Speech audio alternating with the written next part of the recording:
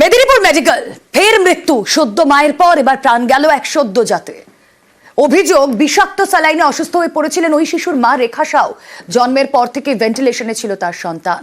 বৃহস্পতিবার সকালে মৃত্যু হয় তার। মেদিনীপুর মেডিকেল, এখানে আবারও মৃত্যু, এবার প্রাণ গেল এক সদ্যজাতর। বিষ স্যালাইন নিয়ে তোলপাড় রাজ্য। অভিযোগ, স্যালাইনের পার্শ্ব প্রতিক্রিয়ায় গত 8ই জানুয়ারি গুরুতর অসুস্থ হয়ে পড়েন 5 জন সদ্য মা। তাদের মধ্যে মৃত্যু হয় মামনি রুই দাসের। 3 জন ভর্তি SSKM-এ, বাকি 1 জন রেখা সাউয়ের চিকিৎসা চলছে মেদিনীপুর মেডিকেলে। জন্মের সময় তার সন্তান কাঁদেনি, ভর্তি ছিল ভেন্টিলেশনে। সেই লড়াই শেষ।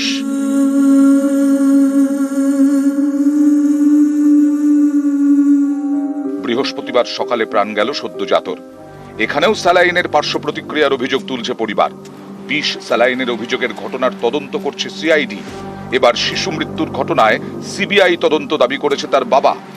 আগে ঠিক ছিল রোগী, এখন কি করে মারা গেল? CID তো তদন্ত করছে, CID তদন্ত কি আপনারা খুশি? না, তার থেকে আরো বড় যেমনি বড় এসে যেমনি তদন্ত করে এখানে, CBI হ্যাঁ CBI তদন্ত করবে এখানে।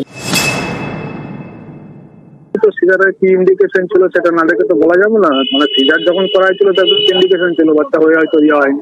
MSB অফিস থেকে আরো বলছে দরকার হলে পোস্টমর্টম করা হবে। কি কি দেখা হচ্ছে আপনাদের তরফে সেটা যদি? পেশেন্ট তো 7 দিন অ্যাডমিটেড ছিল ইন ক্রিটিক্যাল কেয়ার NICU। সেখানে তার ট্রিটমেন্ট হয়েছে। Patient was in shock with renal failure. তারপর পেশেন্ট আজকে 9:10-এ এক্সপায়ার করেছে। মেদিনীপুর মেডিকেলে বিষ স্যালাইনের জেরে গুরুতর অসুস্থ হয়ে পড়েন 5 সদ্য মা। তাদের মধ্যে মামনি রুই দাস মারা যান।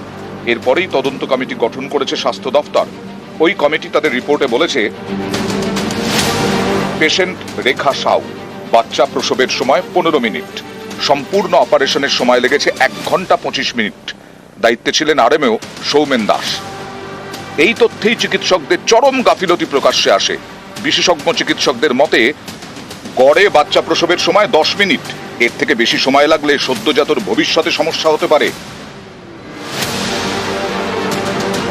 রেখা সাউয়ের বাচ্চা প্রসবের সময় লেগেছিল 15 মিনিট।